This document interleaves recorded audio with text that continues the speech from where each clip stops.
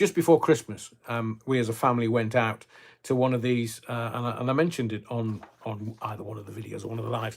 We went to see Fawlty Towers, but it was Fawlty Towers with Sybil, Basil, and Manuel. And it was a kind of a 70s menu. We had carrot and something coriander soup. And then we had chicken in a basket. It was all kind of 70s stuff.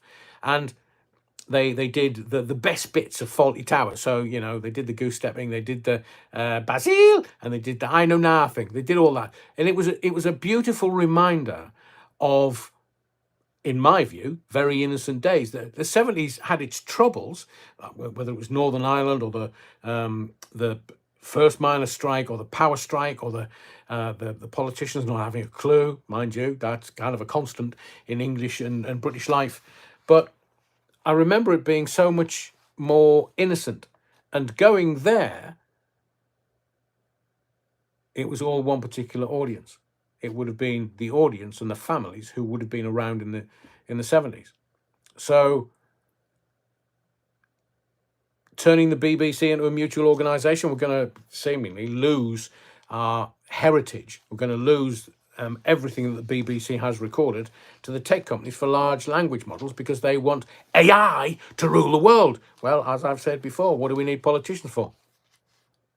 What, decision makers? AI can do that.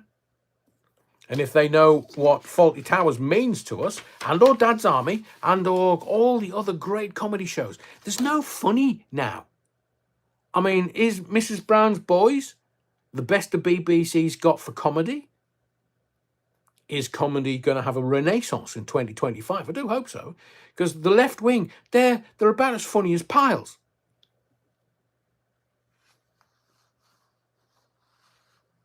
So, a mutual organisation which we all own. Can you imagine? So that's where we are with the BBC. There's the data that my research has uncovered. That's where we're going. That's what is happening. And my hope, my personal hope, is that the decision makers understand that the heritage that the BBC has in its archives makes us who we are.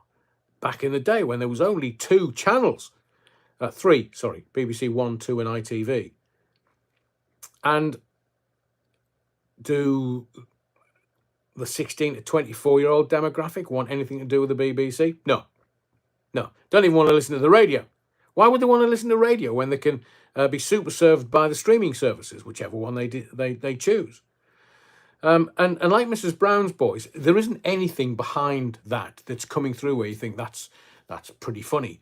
I mean, there's some stuff that the BBC puts out, and I just think, who decided on this? Why hasn't the BBC given its own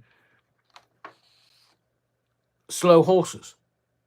British actors, British storyline, possibly British writers, set in London, and the BBC didn't do anything like that? I don't know of anything that I would go to the BBC for that I would overstep Disney, Netflix, Prime Video. All the streaming services have got a foothold now. And we now Netflix and chill. That's just in the lexicon of modern language. It will be very interesting to see what the BBC comes up with. Are they just going to fall on their own sword? Bread was also funny, but it was like 30 years ago. I mean, if you go back to the 80s and 90s and some of the stuff that we used to watch, the kids are not watching it now. We're not even sitting down as a family anymore. I mean, what's the old saying?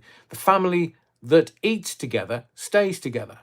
Well, look at what we're doing. We're all on our... Well, I'm using a very broad brushstroke here, but we're using our phones more to watch stuff and interact with the world at large, whether it be iPlayers, various machinery, hardware. And does your family ever sit down to watch anything other than possibly Christmas? And whether it's the King's speech or the Queen's speech, that used to be the rallying point for the whole nation. 3 o'clock, Queen's speech. Charles the Weak. I only watched his speech this year for research for the channel. Otherwise, I wouldn't have watched it. But religiously, every single year, I watched Queen Elizabeth II and her speech, just to find out what she'd been up to, whether we were going to invade anywhere else, whether the empire was continuing to expand,